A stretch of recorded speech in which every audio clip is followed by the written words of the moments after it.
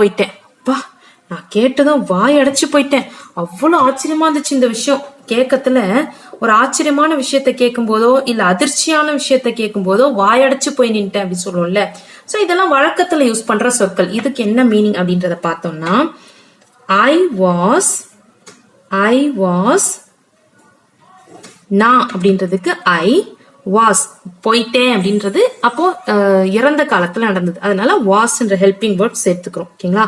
Speechless, I was speechless, வாயடைத்து போயிட்டேன். Speechless, I was speechless.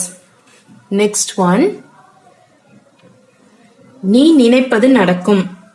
நம்ம ஒருத்தவங்களுக்கு ஒரு பிளஸிங்ஸ் பண்றோம்னா, நீ நினைச்சதெல்லாம் நடக்கும், கவலைப்படாத, நீ நினைச்சதெல்லாம் நடக்கும் அப்படி சொல்லும்ல. சோ அதுக்கு இங்கிலீஷ்ல எப்படி சொல்லலான்னு பாத்தீங்கன்னா, நீ நினைப்பது நடக்கும் அப்படின்றதுக்கு நீ என்ன நினைச்சியோ அது நடக்கும் அப்படின்றத மீனிங். சோ என்ன நினைச்ச அப்படின்றதுக்கு வாட் யூ திங்க். நீ என்ன நினைச்ச?